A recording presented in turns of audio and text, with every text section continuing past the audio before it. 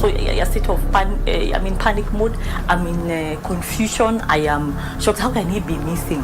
Surely, how can a grown-up be missing? How can really be missing? Of all the people, how can really be missing?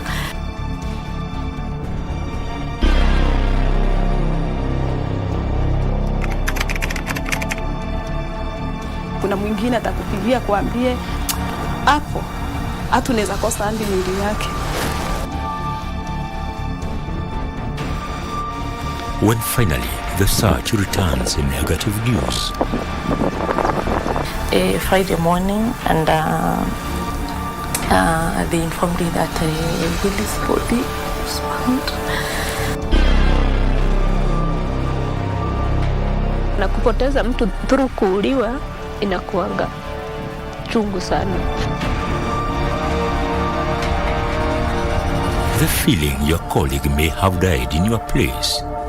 For Willie, it was the most crushing thing, knowing that he was not even the target, that I'm the one who was doing the case. Instead of me being the one to be targeted, he ended up being there because he was accompanying our client. And after 6 years, the first accused is sentenced to death in each of the 3 counts.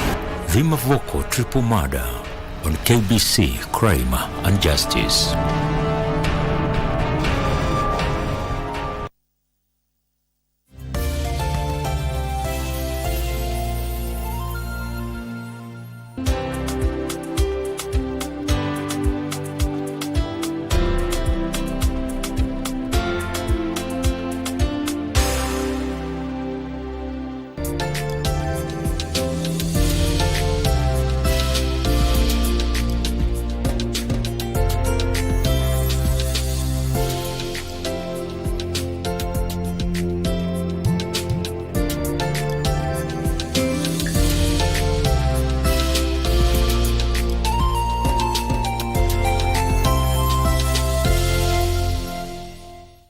Mboya is one of the 8 regional economic communities recognized by the African Union and has a membership of 21 member states with a population of over 600 million people. Covers quite a wide area, ranging from membership from as far north as Tunisia and as far south as Eswatini. COMESA's mission is to make trade easier. Its headline projects, programs, and initiatives focus on 4 types of integration. Watch the COMESA Briefly documentary on Thursday, the 30th of November at 6:30 p.m. on KBC Channel 1.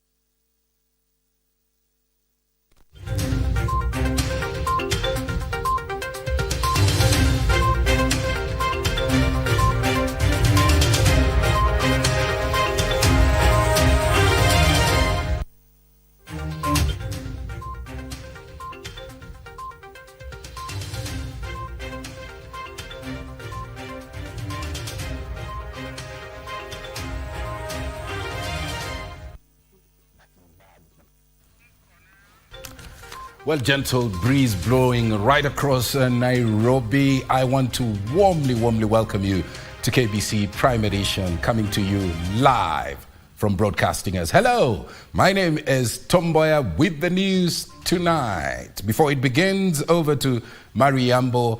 What should you be expecting later on Scorecard, Mari? Indeed, a very good evening to you, Tom. On Scorecard tonight, we'll just be taking stock of the the floods as a result of the El Niño phenomenon. So that's what we're going to be talking about with our guests tonight on the Scorecard, and just a quick talk of some of the mitigation measures that we're doing in this.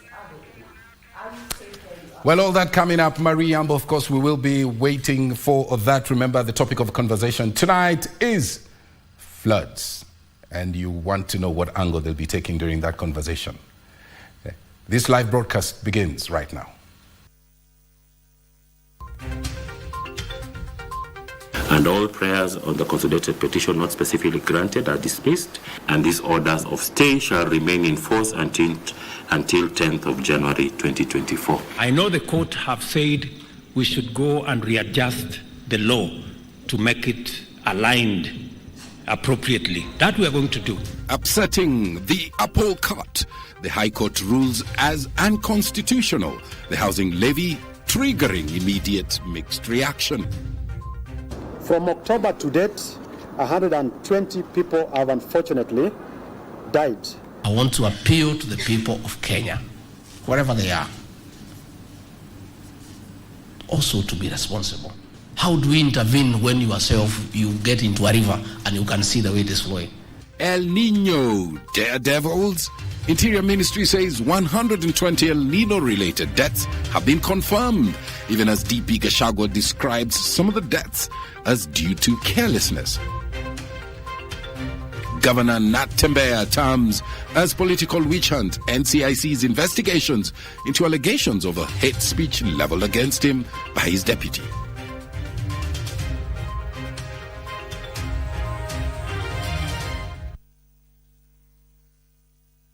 Many thanks indeed for joining us. Byron Abuli is in charge of our sign language docket. Let's begin with our lead story. The government will respect the ruling of the court on the housing levy. President William Ruto says that the law will be aligned accordingly as guided by the court. The High Court in Nairobi Tuesday sent the state back to the drawing board after it declared the housing levy as contained in the Finance Act of 2023 unconstitutional. Ruth Wamboi opens our coverage with that report.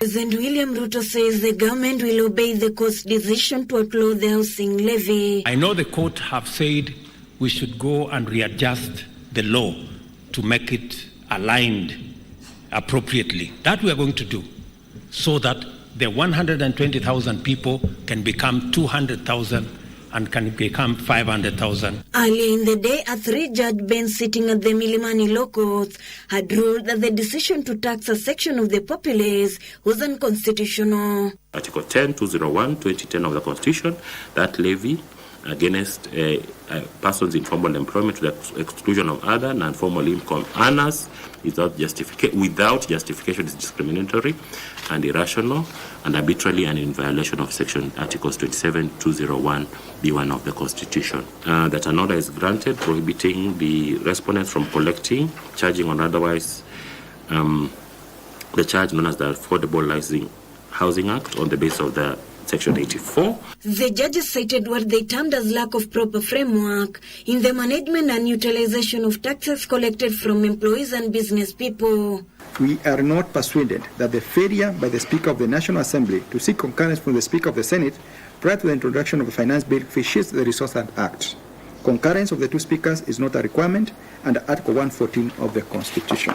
Having considered the relevant facts and the record, and bearing in mind that the Finance Bill is a time-bound legislation, we are satisfied that the public participation process conducted by the National Assembly was sufficient. The judges also found it unlawful for the Cabinet Secretary of Lands to authorize Kenya Revenue Authority to collect the housing levy as outlined under Section 84 of the Finance Act 2023.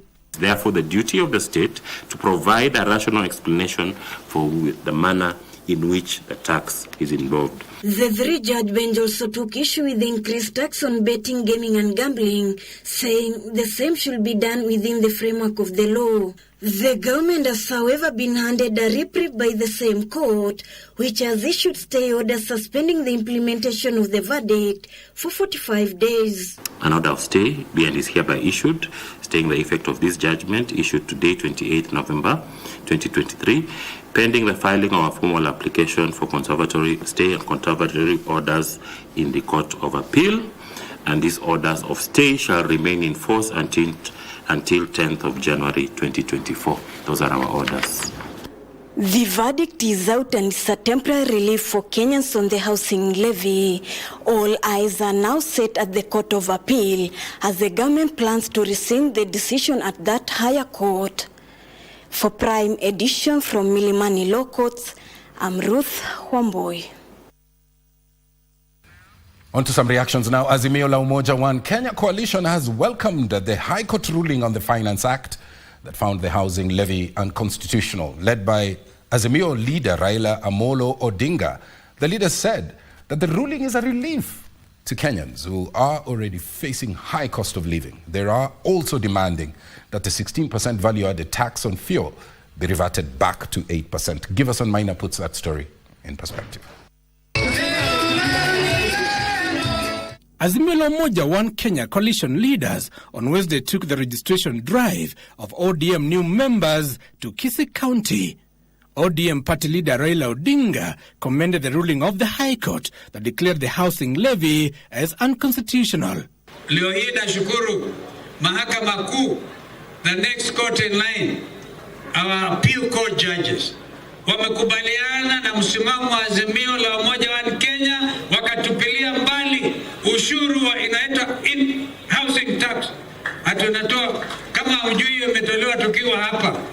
Wiper's Kalonzo Musyoka, who was also a co-chair in the National Dialogue Committee, said the Azimio coalition had all along been opposed to the levy, holding that it worsened the already high cost of living. Ni ushindi mkubwa wa Azimio la Umoja One Kenya.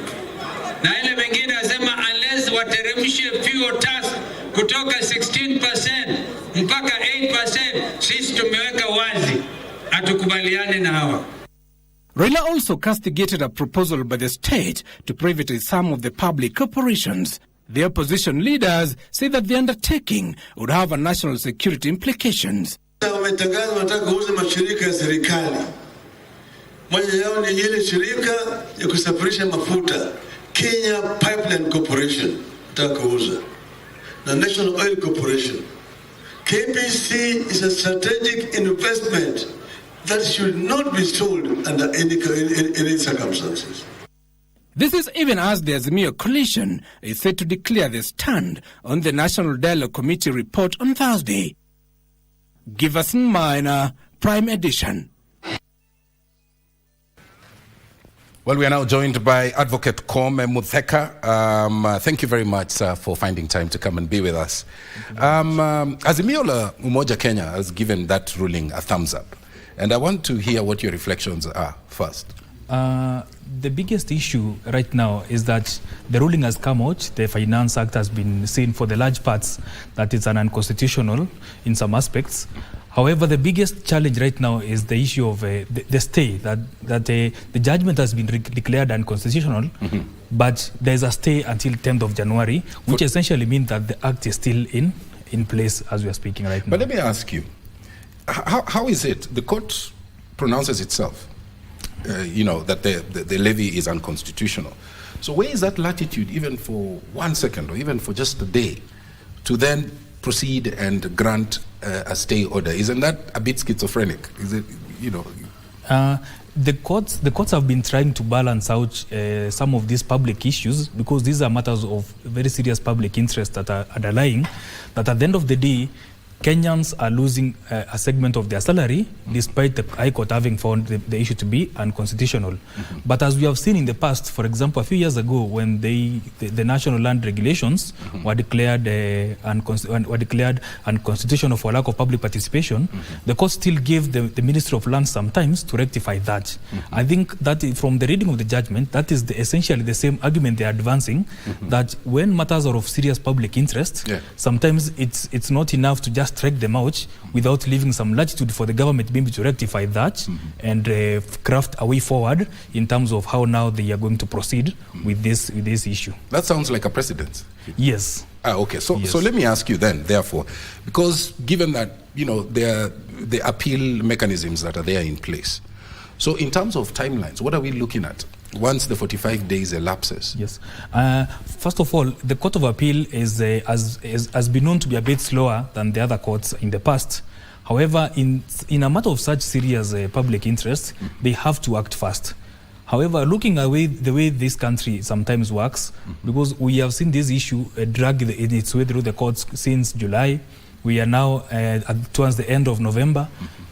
If the courts cannot get a judgment for us by at least mid-January or end of January, the Court of Appeal, then we end up now moving to the next phase of budget making with uncertainty about the previous Finance Act for the 2023-2024 financial year. And this, I think, will prove a lot of challenges for the budget, for the policy makers, the budget makers, Parliament and other entities who all rely on some legal certainty on the budget making process for them to move forward. So that means they have to be done and dusted by when? Given that cycle of budget making. I believe, considering we are headed towards the Christmas period, the court must be able to get all the written arguments in before they break for the Christmas period. Then we can have the oral arguments made in early January, before the stay period lapses, so that they can get a judgment in and around the time when maybe early January, around 10th, 11th, before 15th of January, when we can have now a bit of room for the court between the stay and the judgment, not to have too much uncertainty in that period. In that period. So talk to us about a best or a worst case scenario, because we also have in the back end the housing program. Yes. Does it spell doom, for example, if it goes one way or the other? First, the government, this is not the first time that this program has been brought up by the government. We saw it in the previous administration. It was challenged by the lawmakers, it was challenged by different policymakers, and it has cropped again in this administration. I believe these are from the way the administration has been going about it. It's a serious policy projection that they want to move. And as we heard the president saying, that they will want to go back, look at the judgment, look at what they can correct, and they will certainly reintroduce it in one way or the other before the next financial year begins. We are certainly going to see it back. So the workers what would you say? Is it too early for workers to celebrate? I believe it's too early for the workers to celebrate. I believe at this point we can, I would, from a legal perspective, I would advise maybe people to start planning with that aspect, with as a sort of a levy in mind, because it's very clear the court, even the aspect that the court found to be unconstitutional, are things that can be rectified, for example, by providing a legal framework, which is what we've just heard the president say in his reaction. Yes. So your crystal ball is telling you start preparing, have the tax in mind. What about those ones who are already planning around refunds? I don't think the judgment from even the behavior we have seen from the courts. First of all, we got a temporary stay when Okiya Mtata and company first approached the court. They were able to get a temporary stay, which was later lifted by the Court of Appeal. Today we have seen a declaration of unconstitutionality, then being stayed for quite a number of days. I believe it is a clear message to Kenyans that it's time to start preparing with that in mind. And maybe what you can move towards interrogating is now the legal framework that the government now comes up with, the laws that come up, the legislation that comes out of Parliament, and the policies that come out of the Ministry of Housing. That is what we should move towards now interrogating. So the probable next course of action for the state, as far as you're concerned, upon the elapse of 45 days is? I believe we will see an appeal within the next week or two, a proper appeal being launched. We will see written arguments being presented in court. And if the court moves fast, we can. I'm certain that the state will look to extend this period. If they see that they cannot get a judgment, that the Court of Appeal cannot render a judgment before 10th of January, we'll possibly see another application in court seeking to extend this period, maybe up to the end of January, to allow the court to look at the arguments and make a proper judgment. Thank you so much, Koma Mutheka there. Muketha, an advocate of the High Court, giving us his reaction to that ruling on the House levy. Now, the government says that 120 people have died so far as a result of the ongoing El Nino. Interior Principal Secretary Dr. Raymond Omolo says that 9 bodies were retrieved in Mombasa, 4 were recovered from Lake Victoria. Dr. Omolo said that due to the ongoing rains, the government has established a centralized command center for emergency response communication as well as information. Here's that report. P.S. Omolo said Tana River, Garissa, Wajir and Mandera counties have been badly hit by El Nino. He said that 9 counties including Isiolo, Kwale, Homa Bay, Makueni, Tharaka Nithi, Lamu, Taita Taveta, Meru and Kisumu are on high alert. From October to date, 120 people have unfortunately died and their families have been duly informed. 9 bodies were retrieved from Mombasa, while 4 were retrieved from Lake Victoria. More than 89,000 households have been displaced and are being hosted in 112 camps established in affected counties. Wananchi are advised not to cross flooded rivers and to gather flood alert information prior to traveling along areas that are prone to flooding. Residents are also directed to be on the lookout for potential floods, as waters may appear in areas where it may not be common. The government says it has been unable to restore transport operations along Nairobi-Garissa highway. Access to Garissa is still a challenge because of the width and the depth of the water that is flowing. We are even fearing that the situation might be more serious if Masinga Dam, which we have been told it's been filling at about 0.7 meters per day, and about 7 meters of the dam is remaining. So if the 7 meters fills in 10 days, if the rains continue in 10 days, then we are facing a serious challenge for Garissa. The Kenya National Highways Authority says the completion of the Mbogolo Bridge in a month is expected to ease movement along the Mombasa-Malindi Highway. CS Murkomen says the government has reorganized resources to implement better engineering designs that can supplement existing drainage designs in affected regions. We have a big problem in Mombasa Island. The entire town is at a risk when rains are enhanced. And you saw the other day that the whole island became a swimming pool. We want to work together with the county government to see if better engineering designs can be done, especially in terms of what happens in similar islands is that you dig a soak pit that sucks all the water and can be drained to the sea. Beatrice Gatonyengetich, Prime Edition. Meanwhile, Deputy President Rigathi Gachagua has called on Kenyans to be extra cautious during the ongoing El Nino rains. The Deputy President, who chairs the ad hoc Cabinet Committee on Disaster Response, assured the people that government had put in place measures to tackle the floods and ensure that no more lives and livelihoods will be lost. He spoke Tuesday while officially opening the 17th annual Kenya Institute of Planners Conference in Diani, Kwale County.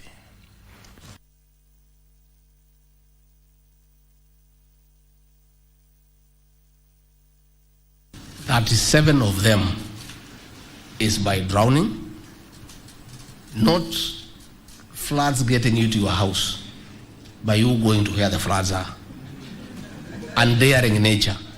Kenyans are crossing rivers when they can see the waters are menacing and they are rough. And they still insist that they are in a hurry to go somewhere, and they never reach there. I want to appeal to the people of Kenya, wherever they are, also to be responsible. As much as they're asking the government to intervene, how do we intervene when yourself, you get into a river and you can see the way it is flowing?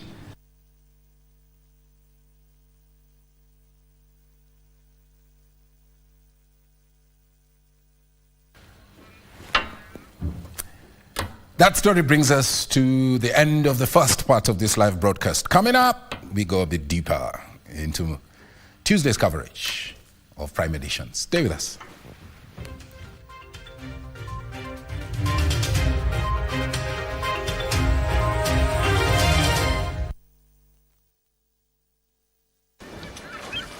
Kote nchini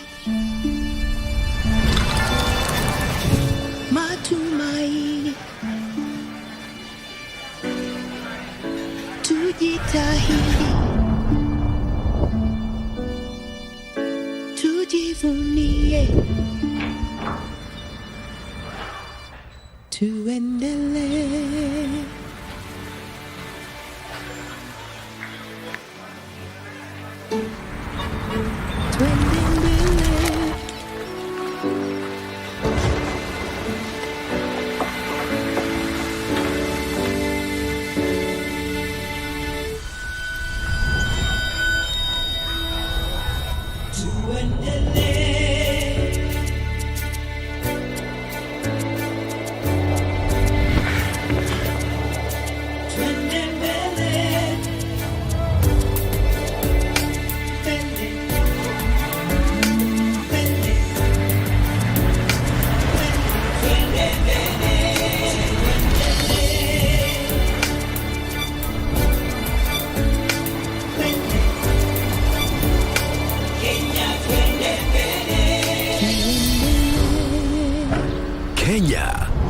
Twende mbele.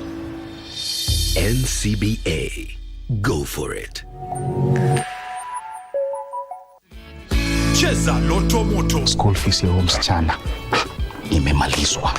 Loto Moto. May the Almighty God bless you. Keep on doing the right thing. Cheza Loto Moto. Shinda pesa moto moto. KBC Channel 1 magazine programs strive to disseminate news and information. Welcome to Happening in the World of Entertainment and achievements of individuals navigating through life. Be part of the intelligent conversation. Upper KBC Channel 1. Related to the interest of Kenyan public on various subjects of national importance. Wasigaribu tujifunze. Keeping you up to date with the latest tech news, challenges and remarkable stories of individuals with disabilities. So you have a say. Our magazine programs empower communities with words for conversations and a common language to approach the world. For your infotainment needs, we have a great range of programs.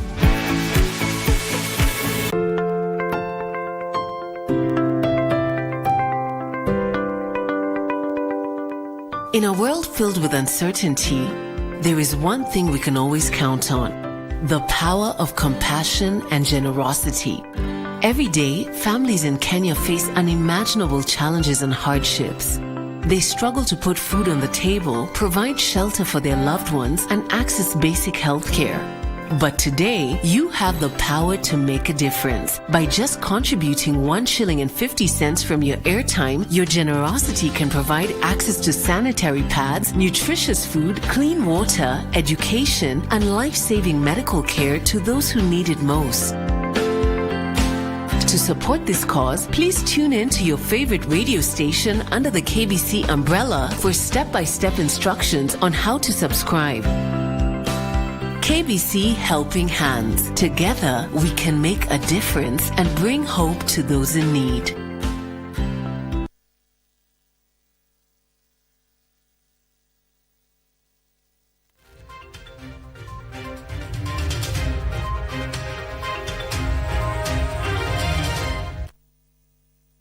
Welcome back, our socials at KBC Channel 1. President William Ruto has hailed the partnership between Kenya and the United States of America in the fight against HIV/AIDS. Through the U.S. President's emergency plan for AIDS relief, President Ruto said Kenya has made impressive strides in the fight against the scourge. The head of state also noted that over the past 2 years, government has increased its financial injection into the HIV commodity pipeline by 1 billion shillings to prevent supply disruption. Kenya National Library grounds in Nairobi was the venue of the President's Emergency Plan for AIDS Relief PEPFAR 20th anniversary celebrations in Kenya. President William Ruto expressed his gratitude for PEPFAR's support in fighting the scourge, saying it has channeled over $6.5 billion since 2004, which has consequently led to the reduction of new HIV infection by 68.5% and a reduction in new HIV-related mortality by 53%. Grateful to the U.S. government for their partnership that has changed the fortunes of our nation. Thank you very much, PEPFAR, and congratulations for many wonderful achievements. On behalf of the people and government of Kenya, I convey a heartfelt thank you. Over 1.4 million people have HIV, and 1.3 million of them receive antiretroviral therapy from more than 3,000 health facilities. Additionally, over 48,000 children as well as 55,000 breastfeeding mothers are on HIV treatment across the country. President Ruto said his administration is keen to end AIDS in children by 2027 as part of the commitment under the Global Alliance. Additionally, we are committed to end AIDS, as was said ably by Susan, in children by 2027 as part of our commitment under the Global Fund Alliance. Sentiments echoed by the Health Cabinet Secretary, Susan Nakhumicha, who noted that 95% of those suffering from the disease were already on treatment. Those are not just figures, Your Excellency. You have just met Edna, a success story of what PEPFAR has done. And what she forgot to mention... U.S. Ambassador to Kenya, Meg Whitman, underscored that the partnership between the government and the private sector remains key in eliminating HIV/AIDS. Doreen Arange for Prime Edition.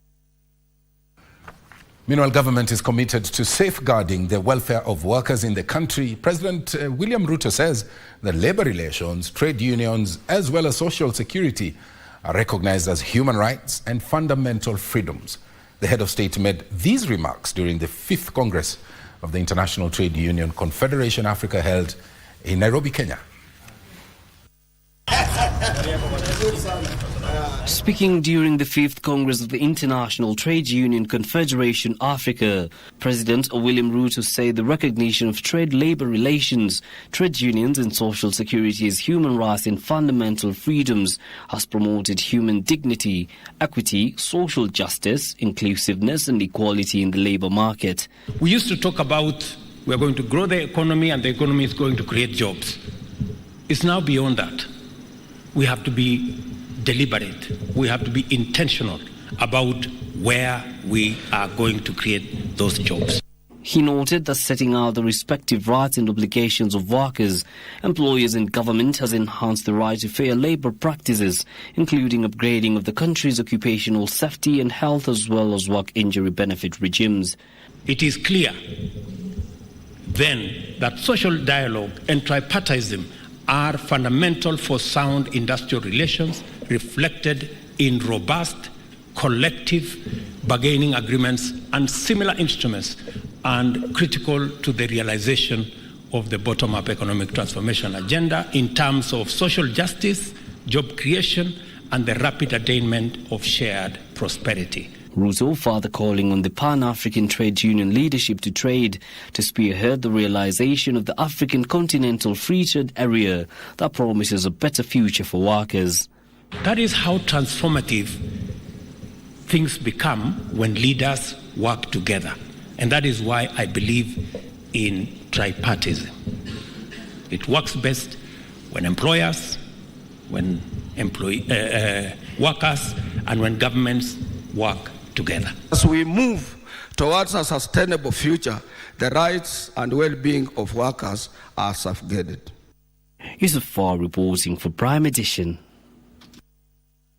Private health facilities have been called upon to continue investing in local facilities in the spirit of public-private partnership. Why? To facilitate the total implementation of the universal health coverage. Separately, hundreds of people from Milimani area in Kakamega County are counting losses following demolitions to pave way for the affordable housing initiative. This and more in our county news roundup.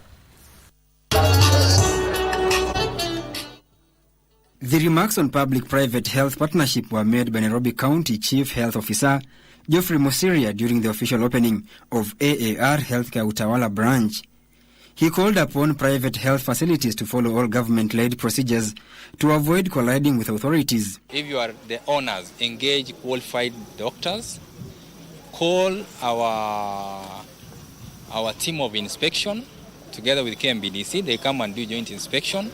They will advise you on areas you need to improve on. Elsewhere, hundreds of people from Milimani area in Kakamega County are counting losses from demolitions to pave the way for the construction of affordable houses. Separately, squatters at Kianda Savannah in Donholm, Nairobi County are crying foul following attempts by private developer to evict them from the piece of land. Wameitwa ni nani, wanatakiwa na order. Itoke kwetu, kuko na watu wamekuja wameanza kujenga, kujeni mtuokoe, lakini tumewapata. Hiyo kitu imetoka wapi? Imetoka na wanaitwa ni nani? Hivyo ni mimi nafukuswa na ule ananifukusa ako na onda yangu. Sisi tunataka kujenga. Hatuwezi kaa nje na tunajua shamba ni yetu. Shamba ni yetu. Unaweza kaa nje na shamba ni yako. Na uko na oda. Elsewhere, thousands of residents across Turkana County can now enjoy consistent water following the drilling of 8 new boreholes courtesy of a partnership between the county government, the North Rift Valley SDA branch and Maranatha Volunteers International. Government, as a department, we have partnered with them and we've always provided the necessary support. After a break, we found out there was a little water, so we are hoping and praying that the last well will have water too. Finally, the Kenya Forest Service and Community Forest Association in the Lari Conservation Area have launched a participatory forest management plan and signed forest management agreement for the 5 forest associations living adjacent to the forest ecosystem of Kereta, Kinale, Ragia, Kieni and Uplands. AFS and CFS will also work together on the maintenance of the forest lands. Tutaweza kusaidiana kazi pamoja nao. Kazi kama upanzi wa miti, kazi kama kuzima moto na kuprotect misitu hii kutokana na illegal activities. Tunajitahidi kuona msitu wetu tumerida na tunahifadhi kwa njia mzuri kwa sababu iko katikati ya reserve ya Limuru, Githunguri na Nakuru East. Persai Frederick reporting for Prime Edition.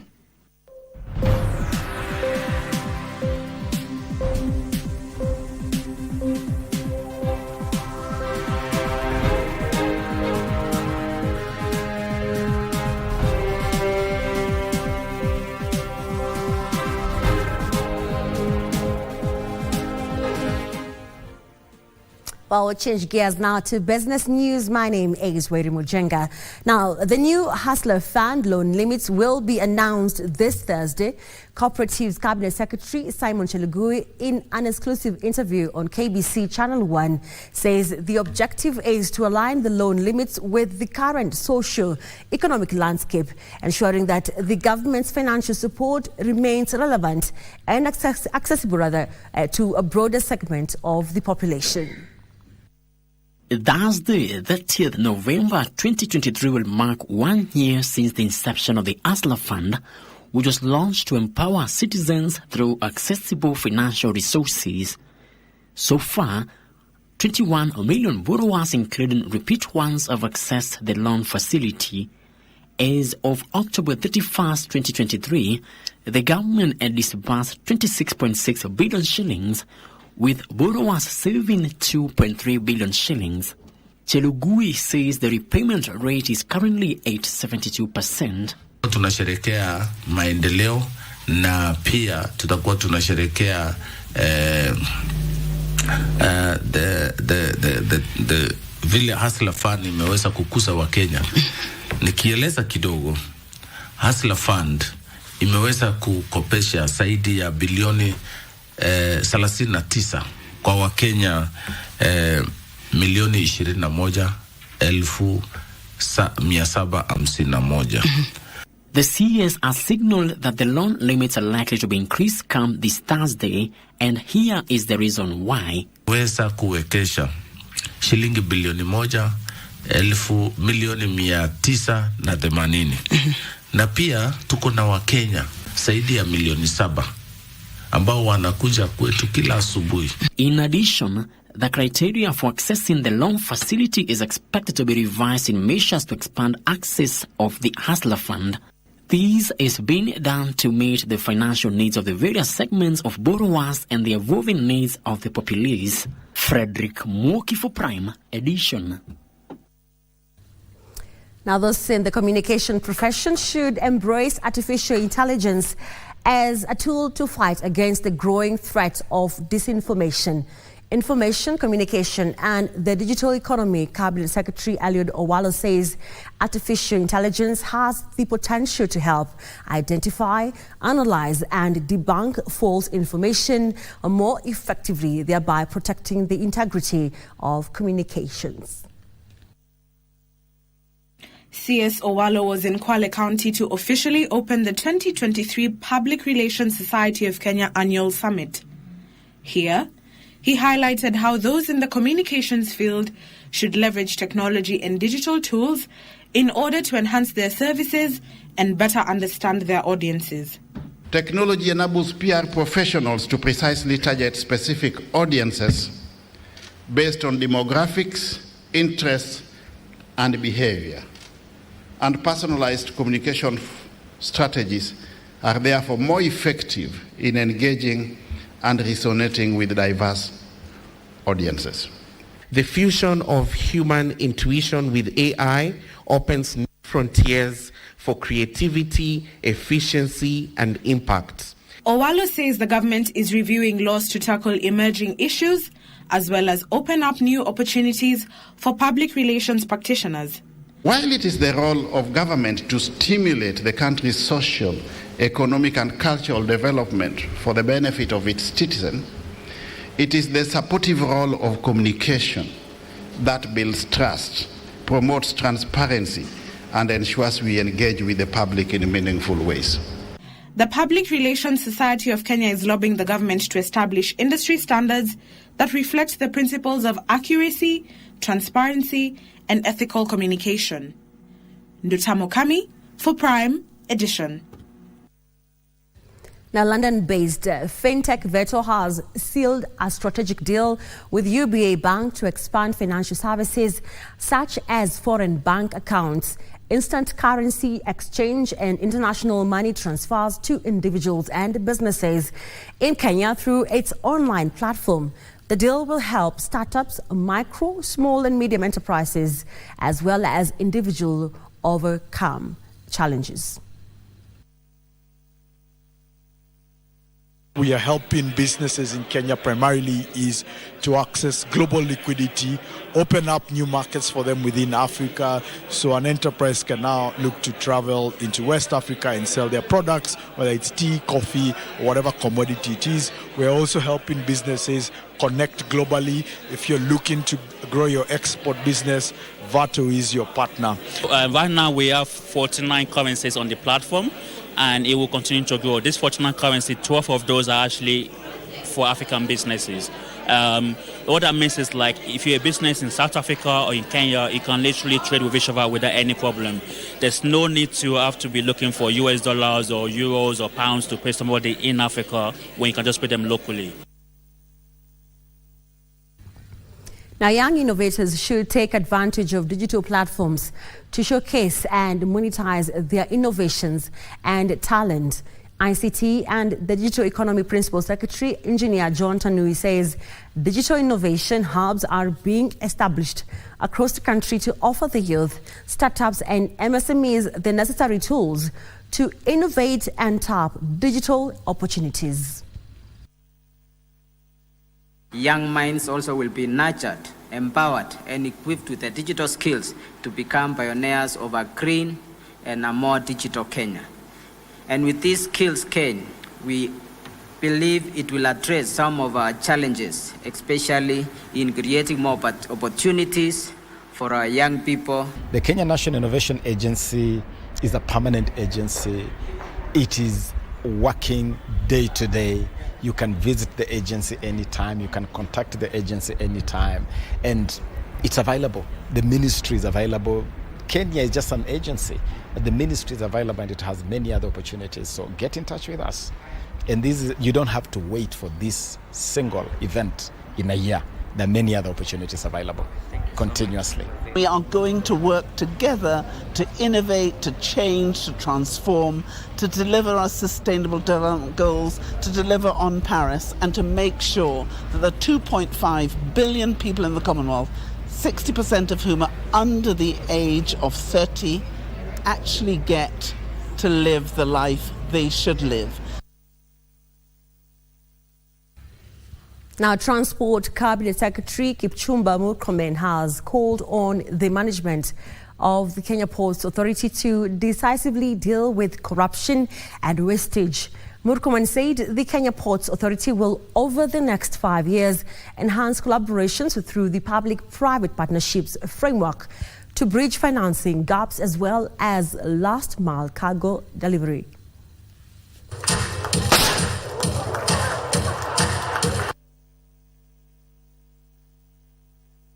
You must deal with the disease of budgeted corruption.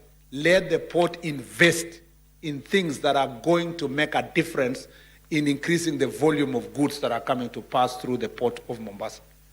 And when I say that, I am speaking from a point of information. We will ensure that all mechanisms are put in place to sustain revenue and profitability growth and ensure that there is adequate resources to finance the initiatives contained in this strategic plan. We also want to automate from end to end. We also want to start the track appointment system, and we want to work in partnership with the county government of Mombasa. Well, it's a wrap, but more stories are on our website at kbc.co.ke. My name is Weri Mujenga. Have a good night. See you tomorrow.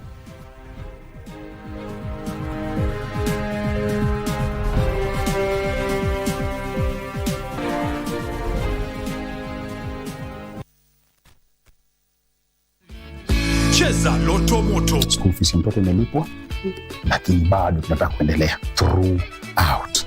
Loto Moto imekuja kwa maisha yetu when I needed it the most. That is all I can say for now. I'm so grateful. May God bless you. Cheza Loto Moto. Shinda pesa moto moto. From the dawn of independence to the present day, Kenya has journeyed with strength and determination. We celebrate Kenya at 60. As we mark this incredible milestone, KBC and Jamboree present an unforgettable celebration of culture, music, and awareness.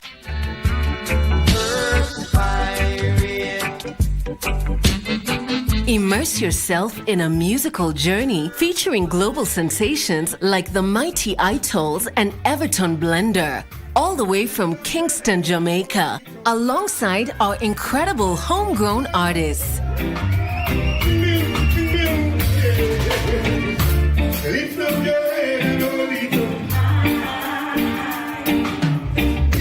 But it's not just about the music. Join us for a day of cancer awareness and a fun-filled family day, including horse riding, bouncing castles for the kids, and a special tree planting exercise.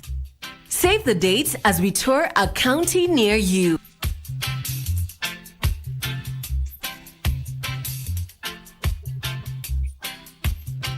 Ticket information is available on our social media handles at Jamboree Festival KE. Join the celebration, feel the rhythm, and make memories that will last a lifetime. Happy birthday, Kenya. A man's death has condemned them to live a rivalry because of their father. He killed my brother. He stayed with his land and with his wife. Or did you forget how my brother Tulio Irazabal died? I dare you to kiss me again. What we feel is too strong to just let it go. Your wife is cheating on you. Shut up! Who is your lover? Tell me why last night you lied to your boyfriend about him. Explain to me what you were doing outside our house, kissing the veterinarian. I have fallen in love with another man. 3 love affairs that will be challenged. The 3 will manage to get ahead. Their magnificence, their passion and strength. Las Bandidas. The stage is set for a showcase of young talents as Kenya hosts the Sekafa Under-18 Championship from the 25th of November to 8th of December in Kisumu and Kakamega. Kenya, Sudan, Rwanda, Somalia, Zanzibar, South Sudan and Uganda are battling for the title in the 2-week tournament. The group phase matches are scheduled 25th of November to 1st of December. Then the semi-finals will be played on 5th of December and the final on 8th of December, all in Kisumu. Catch the matches live on KBC Channel 1, your true sports partner.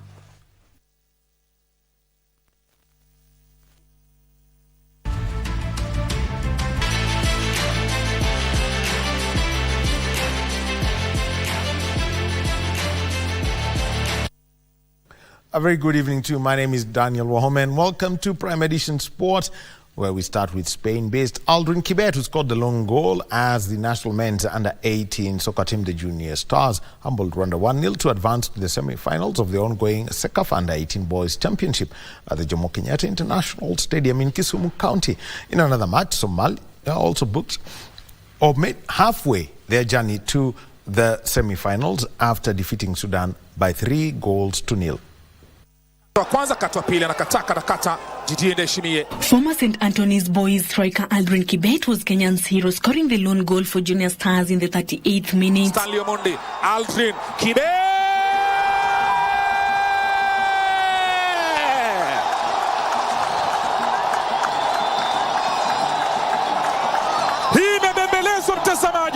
Rwanda attempted to fight back with a number of ambitious attacks, but the host managed to keep them at bay. Amos Wanjala, wow. Welcome to Chibabu hapa. Washabiki wanasema naam. Pia sisi tumeiona Kakazema. Kenya enjoys an unbeaten run in the championship with 6 points from 2 matches. Junior Stars will meet Somalia in their last group stage match. In another match, Somalia advanced to the semi-finals of the championship after seeing off Sudan 3-0 in their second match of the tournament. Somalia wanakuja kutangulia. Idris Bilal.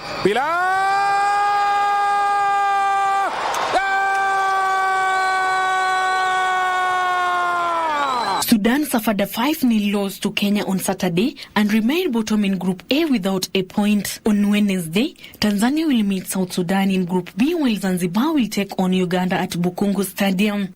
Sela Onyango for Prime Edition.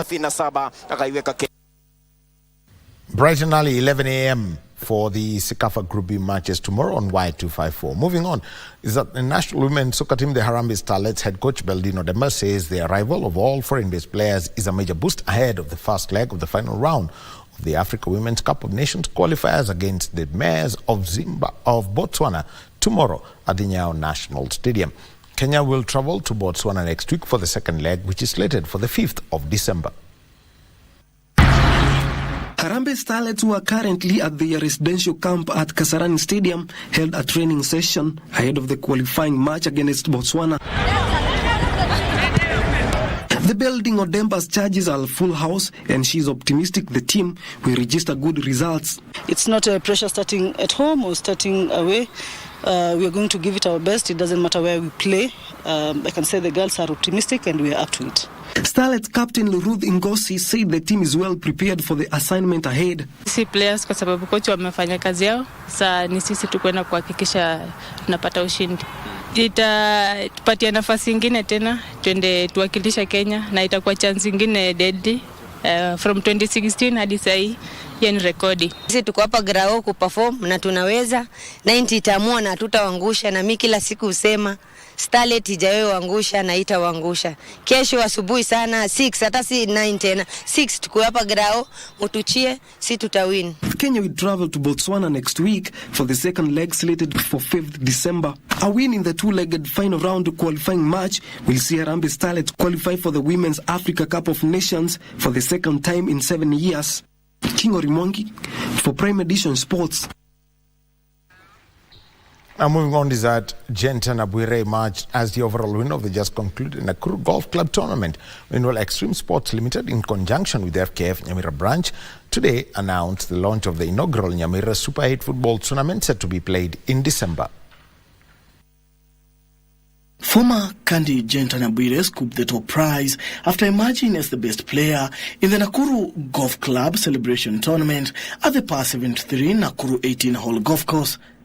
Nabuire, playing handicap 23, garnered 43 to eclipse season golfer Javan Murithi by a single point. Murithi, playing handicap 10, bagged the second runners-up, while Mandi Jajuha claimed the men's prize with 40 points. Margaret Wanjiru won the ladies' title after bagging 40 points as M.S. Malik carded 34 points to claim the senior prize. 202 golfers participated in the 4-day centennial tournaments. In other news, Extreme Sports Limited, in conjunction with FKF Nyamira branch, Tuesday announced the launch of the inaugural Nyamira Super 8 football tournament set to be played in December. The tournament will start from that to 24th of December. A total of 32 clubs from across the country are expected to take part in the competition. There's AFCON coming up in 2027. I'm hoping that we will take that opportunity to build the requisite infrastructure that will benefit generations to come. I want to promise the people of Nyamira and the Nyanza region and the country at large that come from 3rd December to 24th December, we'll have a buzz of activities, and we'll work together with all like-minded people to develop football not only in Nyamira but in our country. Meanwhile, Thika-based trader Esbon Masharia is the latest winner of the 27 million SportPesa jackpot. Masharia won the bet on Saturday after correctly predicting 13 matches. Nimekuwa nikibet for a while, maybe 1 year from 1 year back. Nimekuwa nikibet, nimekuwa nikishinda, that's why I give up. Nimeshinda 70,000, nimeshinda 50,000, nimeshinda 20, nimeshinda 500.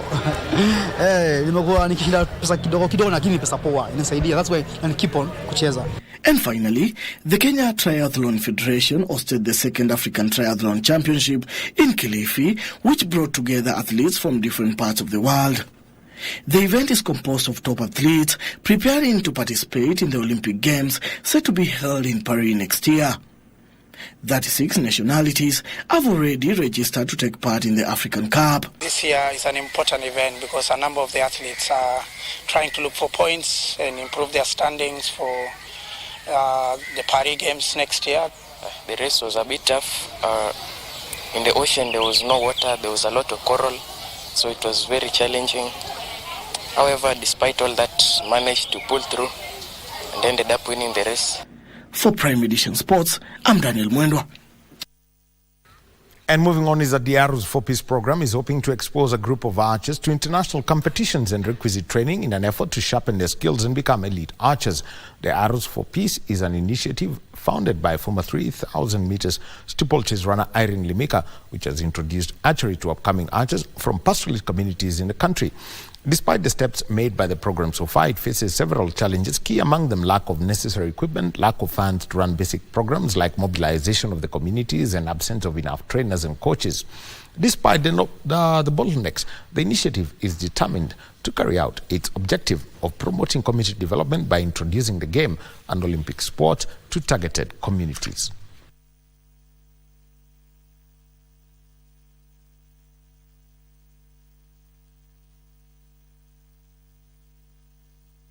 Doing Arrows for Peace events in the warring communities like Baringo, Elgeyo Marakwet, Narok, Kajiado.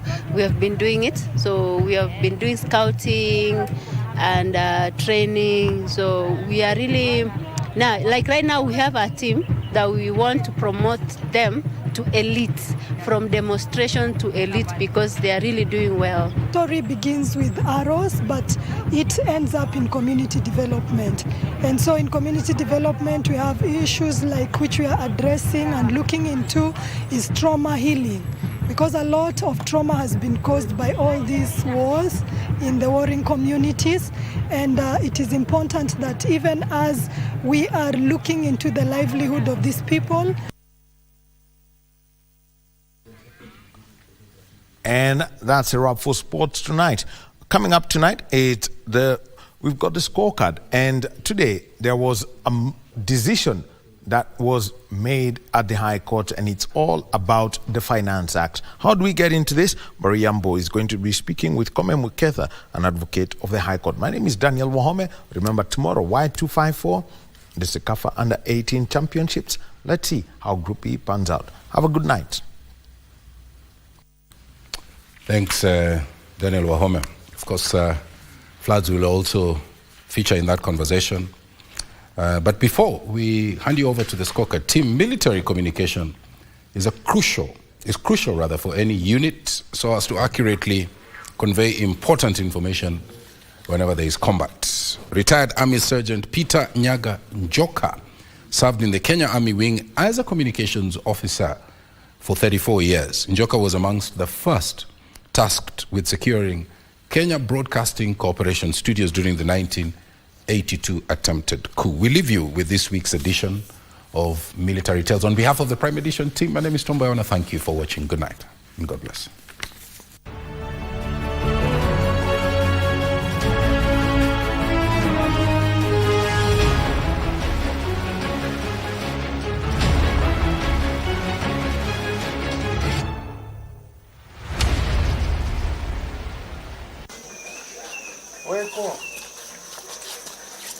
We We are welcomed by one retired military veteran, Sergeant Retired Peter Nyaga Njoka in Kirinyaga County.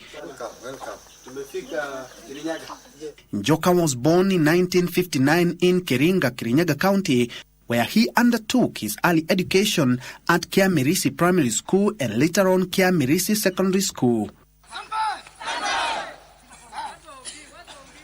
In 1979, Njoka joined the Kenya Army and trained in Lanet, Nakuru County. 16 February, ndio nilijiunga na kikosi cha Kenya Army. Ilikuwa Lanet, ndio mahali tulitrainia. The same year, mwaka wa 1979, September, nilifuzu katika jeshi. He also trained in radio communications while in the army and was posted to Isiolo as a radio communication operator. Nikiwa pale niliweza kufanya kozi ya mawasiliano, communicator, operator wa radio na wa communication ingine ya line communication. Nikuja nikawa posted to Isiolo 78 Tank Battalion. Nikafanya ingine ya inaitwa AFSE Education. Ndiyo niweze kuwa eligible kwa kusoma map kwa sababu ya vita. Njoka later on added more training in intelligence. He is among the soldiers who secured the Kenya Broadcasting Corporation studios when some junior Kenya Air Force officers raided the studios during the 1982 attempted coup. 82 mimi nilikuwa mahali naitwa Rundua. Rundua, that is Rift Valley. Tulikuwa kwa operation na Armed Forces exercise. Usiku huo wa first tukaelekea mpaka Nairobi. Mimi nilikuwa KBC kutoka Rundua.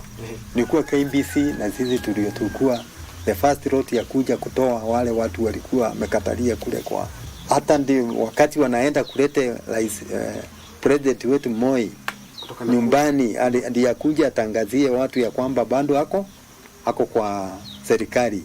Tuko hapo kwa KBC.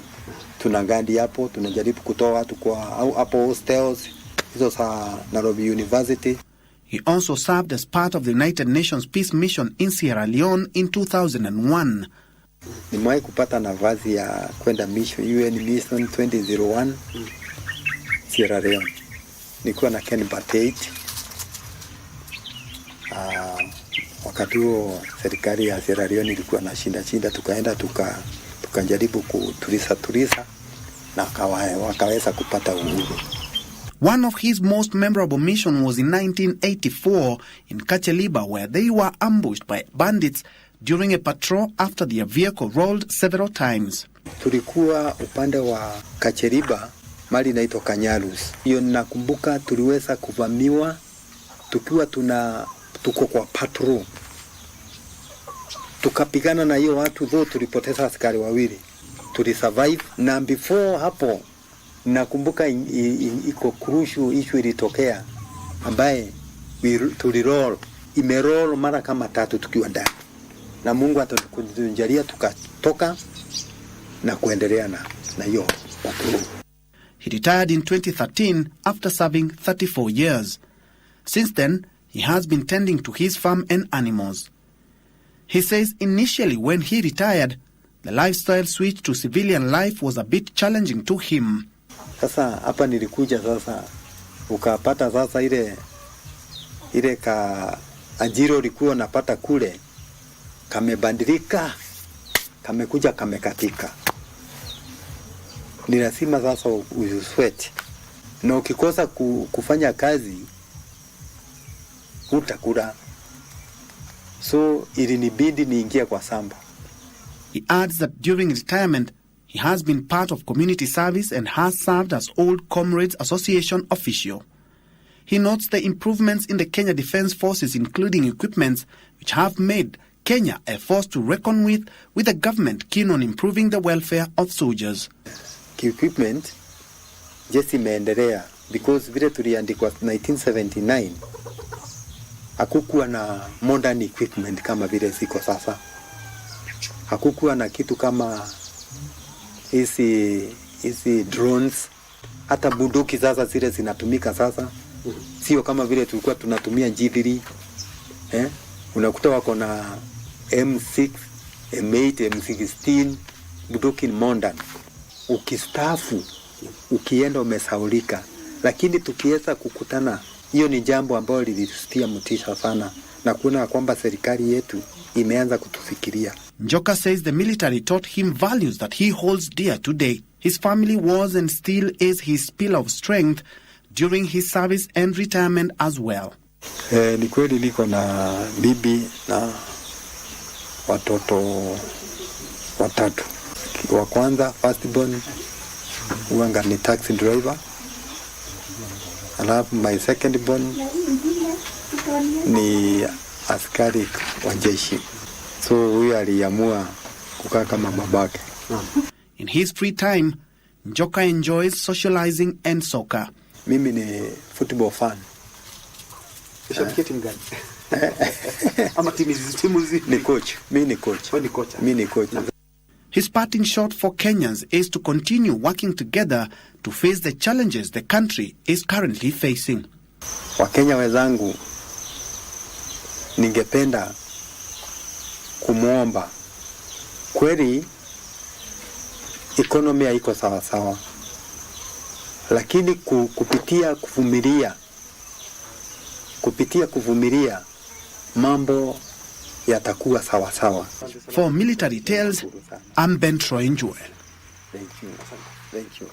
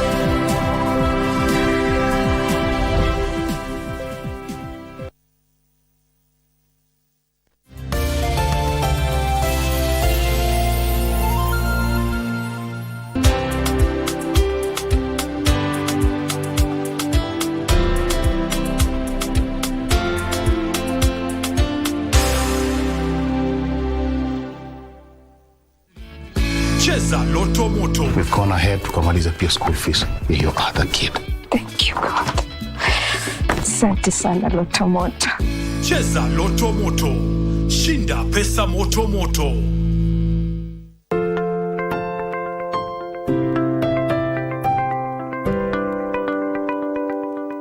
In a world filled with uncertainty, there is one thing we can always count on: the